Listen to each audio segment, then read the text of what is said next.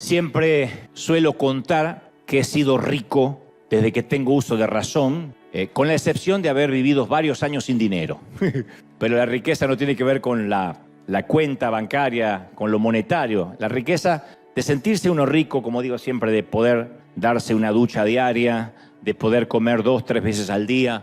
Y gracias a Dios eso siempre ha estado. Y como supo decir un querido poeta y músico argentino, Facundo Cabral, rico no es el que más tiene, sino el que menos necesita. Ese es el rico. Pero a pesar de aquellas largas décadas en que no había un peso, Dios siempre se las arregló, en mi caso, para que volara en algunos aviones privados, que alguien pagaba, por supuesto, asistir a cenas sofisticadas. Conocí a varios millonarios famosos, diserté ante profesionales de distintas disciplinas, médicos, dentistas, universitarios. Conocí países exóticos, me hospedé en hoteles glamorosos y hasta me asignaron escolta presidencial. Un saludo a don Bukele si me está mirando. Fue maravilloso el señor. Bueno, también en otros países me ha sucedido, ¿no? Pero casi lo más reciente. Y todo esto sin que yo pagara un solo dólar. Dios siempre proveyó a algún anfitrión que se ocupó de todos esos detalles. Y yo recuerdo la primera vez en mi vida que en uno de esos hoteles glamorosos me puse una bata blanca, muy suave, de esas que están colgadas y te puedes colocar mientras que te hospedas en la habitación, con las iniciales de un hotel muy famoso. Me sentía Donald Trump, porque esa bata era el símbolo de toda la experiencia, ¿no? Yo solo lo había visto en las películas de James Bond, y cuando te pones esa bata con iniciales, sabes que tan solo con levantar el teléfono de la habitación puedes ordenar una hamburguesa cuádruple, langosta, sushi o un bistec argentino las 24 horas del día. No vamos a pedir arepas si estamos en un hotel así. Si lo estaban pensando, digo, burrito. Es un hotel para bistec argentino. Cuando ustedes predican, pongan el ejemplo que quieran. Y no te la trae un camarero con el aspecto del chompiras, el cual sospechas que probó tu comida en el camino. No, te lo trae un caballero vestido de frac, con guantes blancos, que llega a tu habitación con una mesa con rueditas, un carrito que luego se hace mesa, con varios cubreplatos, unos hornos dentro para que la comida se mantenga caliente, y antes de irse destapa tu bebida y te dice que tenga buen provecho, monsieur. Entonces, ponerte esa bata significa que puedes caminar tranquilamente hasta el spa y disfrutar de un masaje relajante. Es más, puedes dejar tus toallas mojadas en el piso. No solo que no te regañan, sino que llega una mucama, las levanta y las repone por otras toallas más perfumadas, más blancas. Luego hacen la cama y te dejan el control remoto a mano, unas botellas de agua con burbujas en la mesa de luz y unos chocolatitos sobre la almohada. O sea, esa bata significa me estoy mimando y malcriando. Me presto atención, me gusto, me cuido y soy mi mejor amigo hoy. Cuando tienes esa bata con iniciales, nadie sospecha que eres pobre, nadie. Quizás lo sospecha el que te trajo la comida, ¿no? Porque te ve la cara, así que estás... Pero nadie te pregunta de dónde vienes, ni quién cuernos te está pagando la suite presidencial, no te lo preguntan. Pero al menos por una noche te sientes un ceniciento, o el príncipe de Gales en mi caso. Y yo sé que todos están pensando, eso sí es vida, eso es vida. Porque aunque alguien más lo esté pagando, la sensación que sentimos es, yo me merecía algo así. Era hora que pensara una vez en mí. Sé que hay madres que lo están pensando, algún día lo voy a hacer, una vez voy a pensar en mí. Porque a todos nos gusta que nos sirvan, nos gusta que satisfagan nuestros caprichos, nuestras necesidades. Mi padre solía decir que algunos nacían en cuna de oro y ellos estaban acostumbrados al confort, al lujo. Pero otros que lograban acceder a ese tipo de lujos ya de adultos, él los consideraba piojos resucitados. Y hoy más que nunca estamos de acuerdo que nos conmueve celebrar el domingo de resurrección de nuestro Señor. Suena fiesta, la atmósfera suena a tumba vacía, a revancha, a victoria final. Antes de conectarnos cantamos, celebramos, adoramos. Pero a veces nos olvidamos que para resucitar primero hay que morir. Si no, no podemos resucitar. No podemos ir a la tumba abierta sin pasar por la cruz. Es decir, en palabras de mi padre, para ser un piojo resucitado, primero, aún así, hay que estar dispuesto a ser primero un piojo muerto. Si no, uno no puede resucitar. Y en el famoso Sermón de la Montaña, el Señor dijo en Mateo 5:5, dichosos los humildes, porque ellos recibirán la tierra como herencia. Dichosos los humildes, alegres, gozosos los que son humildes, porque ellos tendrán la heredad. Y cuando escuchamos estas palabras en el siglo XXI, como que suena raro. Decimos, sí, ¿de verdad? Los humildes son los que heredan la tierra, porque a nosotros nos parece siempre que los que ganan son los ejecutivos, los rockstars, las estrellas de Hollywood, las celebridades, los millonarios. De hecho, en ningún calendario existe el Día del Humilde. No se celebra ni se conmemora en ninguna parte del mundo el Día del Humilde. Sin embargo, Jesús insiste con esta idea y dice, pues todo el que a sí mismo se enaltece será humillado, y el que se humilla será enaltecido. Entonces él afirma que los anónimos, los que guardan silencio, los que casi pasan desapercibidos o invisibles, tendrán su gran día. Mientras que los soberbios, que exigen, que gritan, que vociferan y se creen con derechos, van a ser humillados. Son dos promesas. Los humildes serán enaltecidos, los que se autoenaltecen serán humillados. Dos promesas. Jesús dice que para ir para arriba hay que bajar, que para subir hay que descender. Y en Lucas 18, Jesús relata una parábola que ejemplifica esta paradoja del revés del reino, que vamos al revés de todo el mundo, de todo el planeta, de todo el globo. Él lo cuenta en una historia de dos hombres donde uno es fariseo. La gente a priori admiraba a los fariseos, porque eran tipos importantes, aunque hoy la palabra nos suena casi insultante. Decir un fariseo era un doctor de la ley, un reverendo. Estaban comprometidos con la ley hebrea, solían ser tipos instruidos, influyentes, ilustrados, de muy alta posición. Y en el extremo opuesto de esta historia que relata Jesús estaba el otro hombre, otro sujeto, un recaudador de impuestos. Sería injusto compararlo con algún agente impositivo de nuestros días, porque puede que haya acá alguno que trabaje en la oficina del IRS, ¿no? O que en el mundo alguien trabaje en Hacienda o en la FIP en Argentina. No estamos comparándolo con un empleado que simplemente cobra impuestos, porque no solo en estos días el empleado que cobraba impuestos trabajaba para el imperio romano, el imperio invasor, sino que se le permitía la usura, o sea, podía quedarse con una buena parte de lo que cobraba. Entonces, básicamente, el que trabajaba para los romanos, siendo judío, era un traidor a la patria y un ladrón legalizado. Podía cobrar lo que quisiera para él cuando cobraba los impuestos. Mientras que el imperio recibiera lo suyo, les dejaban que tuvieran usura. Así que estos dos tipos, el fariseo, el religioso y el recaudador de impuestos, entran al templo en la historia de Jesús. Uno de ellos es la clase de persona que señalarías con el dedo y le dirías a tu hijo, cuando seas grande deberías ser como él. Mira cómo ama la Biblia, mira cómo ora, tú deberías imitarlo. El otro es el que le muestras a tu hijo mientras le dices, recuerda que debes alejarte de gentuza como esa. Cada vez que lo veas, te vas para el otro lado. ¿A qué público Jesús le está relatando esta historia de los dos tipos? Bueno, Lucas 18:9 da una pista. Justo antes de que Jesús la empiece a contar. Dice, y Jesús les contó esta parábola a algunos que lo escuchaban, que confiaban en sí mismos, se creían justos y despreciaban a los demás. Esta historia tiene un porqué y tiene un target, tiene un público específico. Cuando uno lee esto decimos, bueno, pensé que esta historia era para mí.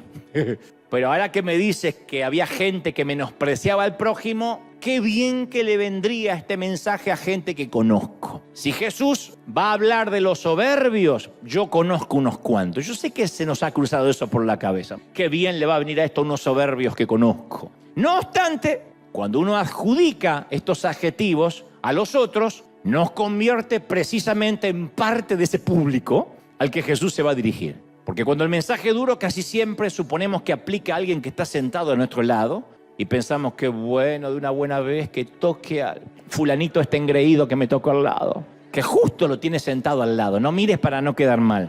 Ay, Dios tenga misericordia del alma de esta. Pocas veces decimos, esto me está hablando a mí. Pocas veces. Y eso se llama lisa y llanamente proyección, cuando uno proyecta. Palabra muy de moda a principios de este nuevo siglo, que viene de la psicología, ¿no? Que en vez de ser brutalmente honestos con nosotros mismos, siempre estamos queriendo proyectar en el otro, que le hace falta al otro, que la culpa siempre está afuera, nunca adentro. Siempre queremos culpar al otro. Yo no sé si te percataste que por cada producto que compramos, por muy sencillo que sea, viene con una etiqueta de precaución. ¿Lo notaron? Aunque sea lo más sencillo, el dentífrico, viene con una etiqueta de precaución. Y no sé si sabías que todas esas etiquetas, aunque parezcan torpes, tontas, ilusas, parece que insultan nuestra inteligencia, son exigidas legalmente debido a que alguna vez alguien demandó a la compañía por no llevar esa etiqueta. O sea que detrás de cada etiqueta hay alguien que hizo una babosada y después culpó a la compañía o al producto. El shampoo alerta, si lo lees bien, dice, no se lo ponga en los ojos, podría irritarlos. O sea que antes de esa etiqueta existió alguien que dijo, qué bueno es el shampoo para lavarme los ojos. Hizo una demanda con los ojos así y pusieron la etiqueta.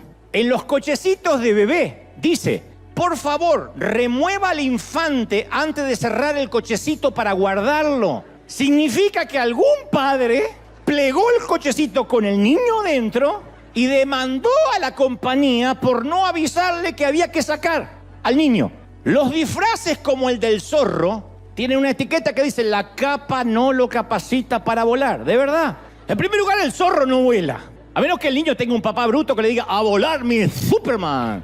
Pero probablemente un niño de 12 años se subió al balcón, se lanzó por el aire pensando que la capa lo haría volar. Y llegó la madre y dijo, ¡ay, cómo se les ocurre vender una capa que no venga con etiqueta de precaución! Tu hijo tendría que tener una etiqueta de precaución, sonso, no acercarse al disfraz. En los aeropuertos, en la banda de las maletas, junto a la banda de las maletas, dice, por favor, no se siente aquí. ¿A quién se le ocurrió? Después de pasarse 10 horas en un avión, me voy a sentar acá. ¿A quién? Entonces pusieron la etiqueta. En la gasolinera, por favor, no fume aquí. ¿Quién dijo, pues no pasa nada, güey? ¿Quién? En las duchas de los hoteles, el agua muy caliente podría quemarlo. ¿De verdad? Menos mal. Se ve que alguien demandó al hotel. Dentro de los cascos de los motociclistas, no miento, colóqueselo en la cabeza, no en el codo. Menos mal porque me había olvidado dónde estaba el cerebro, si acá o acá. En el cuchillo eléctrico, no intente detenerlo con la mano. Se ve que alguien dijo, ¿quién fue el que inspiró esa etiqueta? Yo quiero conocer a ese prócer. En el veneno de rata dice, podría ser mortal para su mascota. ¿Quién te mandó a la compañía diciendo, bueno, me dijeron que mata ratas, pero nunca me aclararon que no podía alimentar a mi perro? Con el veneno. En el supositorio, por favor, no se lo trague vía oral. Se ve que alguien demandó a la compañía porque no le gustó el sabor. No era por ahí. Entonces, nuestra sociedad ha desarrollado una habilidad magistral para echarle la culpa a otro de sus decisiones estúpidas. Y eso es más antiguo que el tiempo. El primer hombre dijo, la mujer que me diste por compañera me dio este fruto y yo comí. Yo sabés que yo siempre ando con la boca allí. Y me dieron. Soy como los hipopótamos que me tiran maní. No fue mi culpa.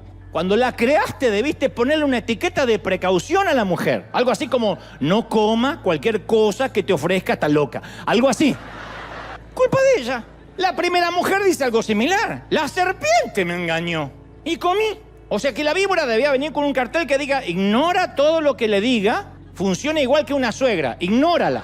Entonces, cuando ambos fueron confrontados, en vez de ser brutalmente honestos, ambos culparon a alguien. En vez de aceptar la responsabilidad, echamos la culpa a otro. Bueno, sé que estuvo mal mentir en mi declaración de impuestos, pero si yo pago todo lo que me exige el gobierno, no me queda para mis gastos. Sé que estuvo mal faltar el respeto a mi marido, pero es que él saca lo peor de mí, me exaspera. Sé que estuvo mal que levanté la voz y perdí el control y le grité a mi esposa, pero bueno, no te imaginas la infancia que tuve y cómo me crearon a mí, peor que esto. Y por cierto, los padres siempre son un blanco fácil para proyectar esa culpa, ¿no? Debieron venir con una etiqueta de precaución, decimos los hijos. Cuando era un pequeño y para estas fechas de Pascua, yo tenía compañeros de colegio cuyos padres les compraban unos enormes huevos de chocolate que en su interior venían llenos de juguetes, de sorpresas, de autitos. Y a mí me compraban un huevito miserable y chiquito de un chocolate medio sospechoso, amarronado, que siempre venía vacío.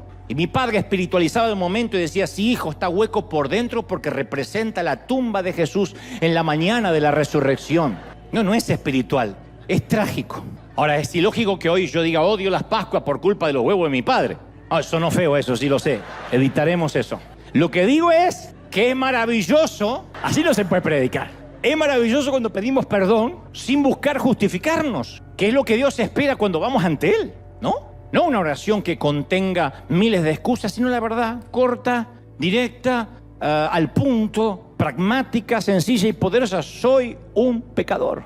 Así, soy un pecador. No es la culpa de cómo me criaron, no es la culpa con quién me casé, no es la culpa de que me falta dinero, no es la culpa del gobierno actual. Soy un pecador, meto la pata porque esa es mi naturaleza. Esa es la oración que Dios quiere. No que culpemos a alguien, eso es algo edénico, que viene de los tiempos de Adán y Eva. Y en esta historia Jesús les está hablando a una muchedumbre que piensa que Jesús se está dirigiendo a otra muchedumbre, no a ellos. Y Jesús les cuenta, no obstante, de estos dos tipos que entran al templo. Los dos han ido para orar, lo cual es muy normal. El fariseo, respetado religioso y un buen tipo ante los ojos de todos, eleva una oración sobre sí mismo, dice el Señor. Y dice: oh Dios, te doy gracias, porque no soy como otros hombres. Ni que hablar si me comparo con ladrones, malhechores, adúlteros. No soy como ellos. Ni mucho menos como ese recaudador de impuestos. Ayuno 2 veces a la semana. Doy la 10ª parte de todo lo que gano. Soy un excelente diezmador.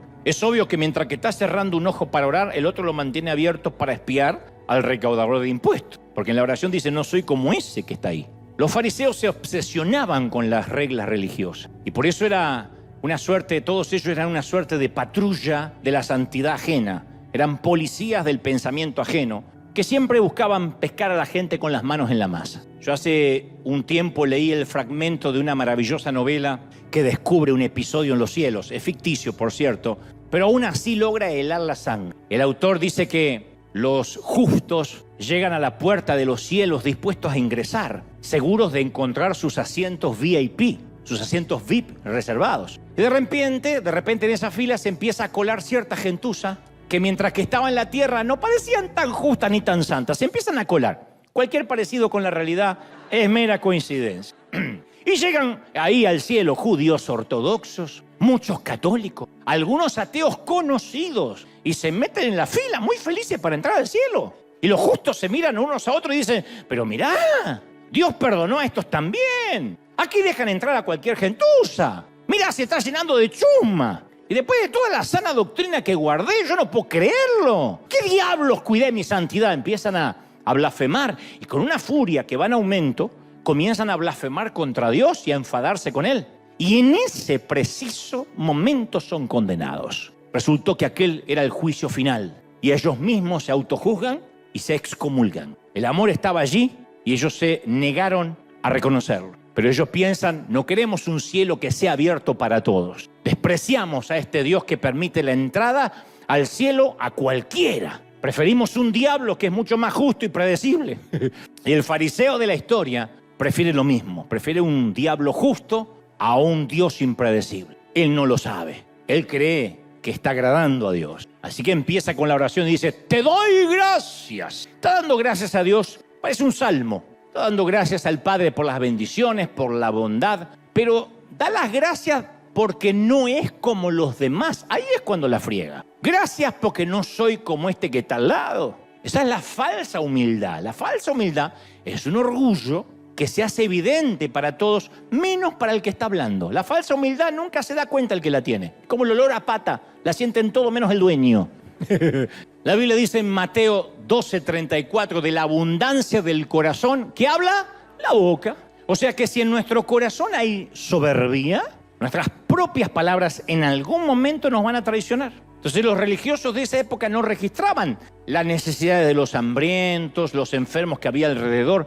Las cosas que le importaban a ellos no tenían nada que ver con las cosas que le importaban a Dios. Ellos, como todos los religiosos, solo se podían ver, veían su propio universo, se veían el ombligo, se miraban el propio ombligo. Esta semana, por cierto, escuché una frase maravillosa que dice: el león y la pantera son inofensivos, de quienes sí debes cuidarte de las gallinas, que ese es un animal altamente peligroso, le decía una mamá lombriz a su hijo.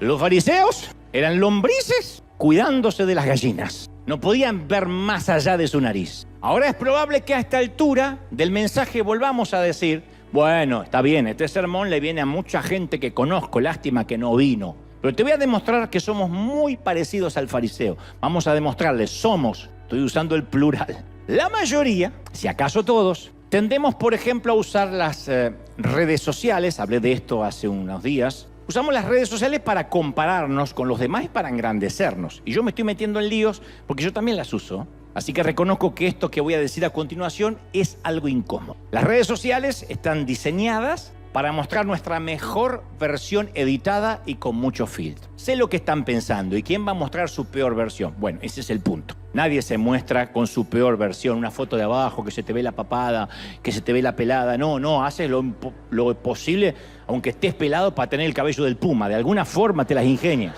Mezclas lo que sea ahí arriba y mezcla los pájaros para que se vea que hay pelo, lo que sea. Es una forma de autopromoción. Y lógicamente posteamos solo lo que realmente queremos que los demás vean. Entonces es casi imposible promover humildad a través de las redes. Nadie promueve humildad. Pero sí, las redes nos dan la posibilidad de ser humildemente arrogantes.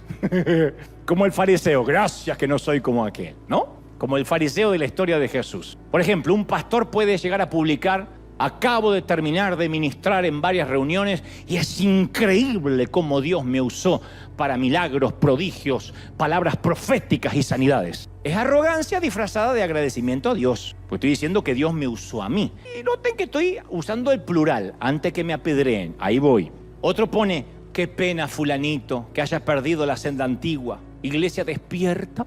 Volvamos al evangelio de la santidad. Arrogancia disfrazada de gracias, Señor, que no soy como ese desgraciado. Otro escribe: en nuestra iglesia tenemos el verdadero fuego de Dios, el verdadero mover. Arrogancia disfrazada de nos abrimos una iglesia propia en donde no tenemos que estar bajo sujeción de nadie. Y no sucede solo a nivel evangélico. Una chica postea: odio entrar a un lugar para comer algo y que los varones se queden embobados mirando, me están molestos. Me ven como un objeto, no manches. Arrogancia disfrazada de perdón por ser tan atractiva y sexy. Una madre se alaba a sí misma diciendo: hoy mi hija me trajo el desayuno a la cama, así que por hoy abandonaré la dieta orgánica y el gimnasio. Arrogancia disfrazada: tengo una vida perfecta, una hija perfecta y me veo bien porque me cuido muchísimo. Entonces, somos muy parecidos al fariseo de la historia de lo que creemos. E insisto, en las redes, mis redes se parecen a casi las de todo el mundo. E incluyo solo lo que quiero que los demás sepan. Por eso sí me sigue sorprendiendo cuando hay gente que me dice: yo te sigo hace años, Dante, y me da pena que hayas cambiado. Has perdido la brújula, te desviaste del camino. A mí me dicen esas cosas: perdiste la brújula, te desviaste del camino. Y yo siempre le digo: nunca me conociste ni al de antes ni el de ahora. Y si crees que estaba en el camino correcto y quizá ahora no lo esté, es solo porque habrás visto algún mensaje de una hora, pero nunca conociste mi vida. Solo te mostré una predicación. Nunca sabrás si perdí la brújula, si la encontré o si siquiera alguna vez la tuve. Entonces, la gente sabe de nosotros lo que queremos que vean en las redes. Igual que el fariseo, él edita una oración que quiere que los demás escuchen. Él dice: gracias que no soy como aquellos. Si tuviera redes, él publicaría que tiene la doctrina verdadera, que tiene el verdadero fuego, que su familia es la más perfecta. Claro que lo pondría en las redes. No estaban inventadas todavía, pero nos parecemos mucho a él. La pregunta es: ¿con quién nos comparamos? Si nos interesa ser mejores, siempre vamos a buscar a alguien que nos inspire, alguien que pueda enseñarnos algo. Cada vez que siento, no digo que pierdo la brújula, creo que es algo que uno nunca puede perder si el llamado fue genuino, pero cada vez que siento que el desaliento puede más que la fe, me gusta sentarme con hombres de Dios como Satirio dos Santos de Cúcuta, Carlos Anacondia de Buenos Aires, por mencionar algunos, y peco por omisión, porque hay otros tantos que siguen creyendo en esa cruz, en esa resurrección, al igual que nosotros, pero que tienen muy claro cuál es su objetivo, están muy enfocados en su llamado. Y cuando yo comparto unas horas con ellos, siempre me queda la sensación de que me falta muchísimo, de que muchas veces me preocupo por boberías cuando ellos cuentan sus luchas, sus pruebas, sus crisis, sus pasos por el cementerio, sus pasos por las salas de hospital, y han tenido que sacrificar familia, dinero, todo. Uno siente que cuando uno busca a alguien con una estatura espiritual que considera superior, de alguna forma consciente o inconsciente, nos lleva a buscar a Dios. Pero si nuestro problema es el orgullo, eso nunca va a pasar. Nunca vamos a querer sentarnos a los pies de quien nos haga sentir que nos falta mucho en la vida espiritual. Claro que nos vamos a comparar, todos nos comparamos, pero si luchamos con el orgullo y la soberbia, siempre vamos a compararnos con gente que nos haga sentir mejor desde el punto de vista en que ellos son peores que nosotros. Acuérdense o recordemos que el orgullo es el mejor amigo de la inseguridad. Entonces el fariseo de la historia se compara con el peor, no se compara con otros líderes espirituales, ni con los profetas de la antigüedad. No dice, ¿cuánto me falta para ser como Abraham? Qué lejos que estoy de tener la fe de Moisés. Él dice, menos mal que no soy como este condenado. Se compara con lo peor de la sociedad del momento, con el tipo que casi todo el mundo considera una cucaracha. Y por si fuese poco, enumera una cantidad de granujas infames y alega, menos mal que tampoco soy como esos ladrones, como los injustos y como los adúlteros. Menos mal. Seré pecador, pero no tanto como esa gente. Y supone que comparándose con ellos sale bien parado. Entonces el mayor peligro es que el fundamento de nuestra confianza y seguridad sea otra cosa que no sea Jesús. Y ese es el falso fundamento con el que nos han criado a muchos que hemos crecido en la banca de una iglesia. Nos cuesta mucho hablar de fe sin hablar de lo que hacemos para Dios como el fariseo. Yo tuve que luchar mucho con eso. No creo que sea un petulante, por lo menos no me doy cuenta, como los que tienen olor a pata. Pero sí reconozco que muchas veces la inseguridad me ha hecho hablar de más en una mesa de café, en una cena con otros consiervos, decir yo he logrado esto, yo he hecho esto y Dios me permitió llenar tal estadio. Y muchas veces de regreso a la soledad de un hotel me di cuenta que fui un bravucón, que hablaba para querer ganarme un sitio entre ellos, para que me respetaran, para que dijeran, y yo también suelo estar ante una multitud. Y esas ganas de contar las cosas que hago provienen de la inseguridad. Y la raíz de eso es el orgullo. Tal vez no digamos la oración que dijo este tipo, pero siempre tenemos preparado nuestro currículum religioso a mano. Bueno, pero mira que yo sirvo, Mira que yo tengo años en esto. Y enseguida señalamos las cosas externas que hacemos. Sin embargo, a través de toda la historia, Jesús nos dice que lo que le interesa es quiénes somos por dentro. Allí donde no se puede fingir, no lo que hacemos para Él, quiénes somos. Él puede ver lo que el hombre no ve. No te confundas, Samuel, le dijo Dios. Yo no miro lo que miran los hombres, yo miro la condición del corazón. Y se nos olvida que Dios mira eso.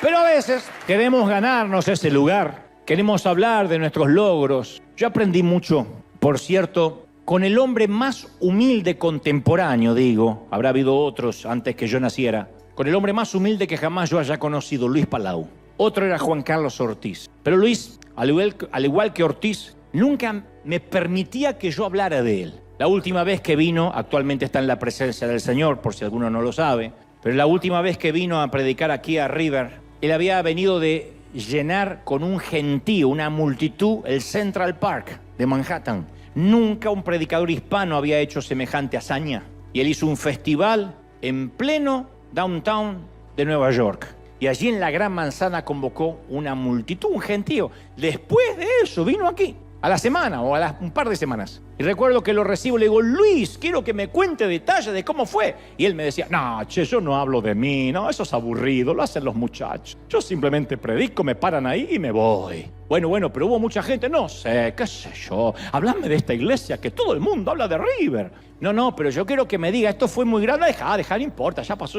Hablemos de vos, querido. Siempre se incomodaba si yo quería hablar de él. Yo decía, ¿cuánto me falta? Mejor me voy a comparar con el otro que es bravucón también. Porque cuando uno está con otros bravucones, también comete el error de abrir la jeta y decir cosas que nadie nos está preguntando. Y empezamos a competir. Y empezamos a decir, yo hice esto, y yo hice lo y yo hice lo otro. Uno puede contar un montón de cosas con esa humildad arrogante, ¿no? Quiero contar, el otro día me sorprendió tanto, qué grande que es Dios. ¿Cómo me usa? Viene un paralítico, ¿no? Y le digo, levántate. Y el tipo empieza a correr, qué grande que es Dios. Pero en realidad no quiero darle la gloria a Dios, sino ya le hubiese agradecido a Dios en privado. Quiero contar que Dios me usa para eso. Y yo he estado en esas mesas donde parece un concurso de los magos de Harry Potter, donde cada uno tiene una escoba que vuela más alto y uno se empieza con la edad a sentirse avergonzado por esas pláticas. Cuando yo voy a esta historia y veo el fariseo, digo, Señor, ¿cómo en esta historia no me vi reflejado con ese hombre cuando fui? Y creo que en muchas ocasiones sigo siendo como él. El fariseo usa 5 veces diferentes verbos conjugados en el pronombre de la primera persona del singular, yo. te doy gracias, porque no soy como los otros. Ayuno 2 veces a la semana. Doy diezmo de todo. De lo que yo gano, 5. En apenas un párrafo que le habrá tomado, ¿qué? 30 segundos. Se menciona a sí mismo 5 veces. Levítico 16 recomendaba ayunar por ley 1 vez al año. Este tipo dice que ayuna 2 veces por semana. Más de 100 veces de lo que Dios le está pidiendo. Y le dice a Dios, supongo que llevarás la cuenta. Perdón. Pero en la historia de Jesús aparece otro personaje. En el otro rincón del templo, su archienemigo, su rival, su némesis. Ahí está el recaudador de impuestos. Y mientras el fariseo se llena la bocaza hablando de sí mismo, el otro, dice Jesús, llegó al límite de sus fuerzas, del quebranto, de la humillación, de la frustración. Resulta fascinante la manera en que Jesús describe en detalle el lenguaje corporal y el lugar en el que se ubicaba este segundo personaje. Dice, pero el cobrador de impuestos desde lejos no se atrevía siquiera a levantar su vista al cielo, sino que se golpeaba el pecho. Tranquilo, que estoy en forma. ¡Oh, Dios! ¡Ten compasión de mí! ¡Yo soy un pecador! Todo lo que hacía.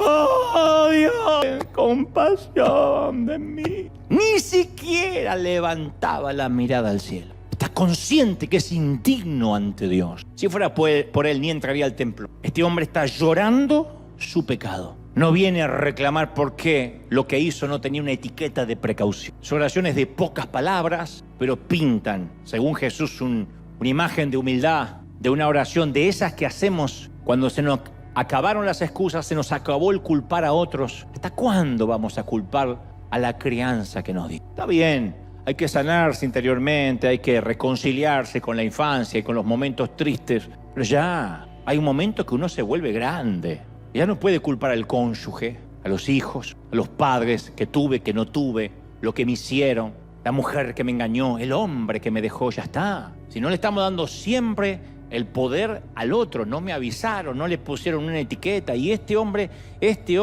fue al templo, este segundo personaje, a tener un encuentro real con Dios. Y los encuentros reales con Dios es cuando no nos importa culpar a nadie. El tipo permanece a la distancia en soledad y vive la experiencia del hombre que sabe quién es él y sabe quién es Dios. El otro, el fariseo, cree que va a impresionar a Dios pisando algunas cabezas que no practican la sana doctrina como él. De verdad, el que entendió todo en esta historia es el recaudador de impuestos, el único que entendió todo. Tiene el oficio equivocado, es un traidor a la patria, pero por alguna razón ahora está en el templo golpeándose el pecho y ni siquiera se atreve a levantar los ojos. Y se presenta humillado ante la majestad de Dios y rogando misericordia y gracia porque reconoce el costo de su pecado. No está diciendo, yo tenía que comer y esto fue un trabajo y una oportunidad. Quiero que me entiendas. Si nadie recauda impuestos, el imperio tampoco puede vivir. No está diciendo la culpa es de mi esposa que no me apoyó, de mi padre que no me aconsejó. Él dice, ten misericordia de mí. Y Jesús llega al final de la historia y califica a cada uno. Al religioso obviamente le da una buena patada en el trasero, pero al quebrantado, que apenas balbucea una oración, le da la mejor calificación. Del recaudador de impuestos, cuya oración era de dolor, Jesús dice, y este volvió a su casa justificado ante Dios, perdonado, porque todo aquel que a sí mismo se enaltece será humillado, y el que se humilla será enaltecido. Y este volvió enaltecido con una oración que apenas balbuceaba, que apenas podía decir.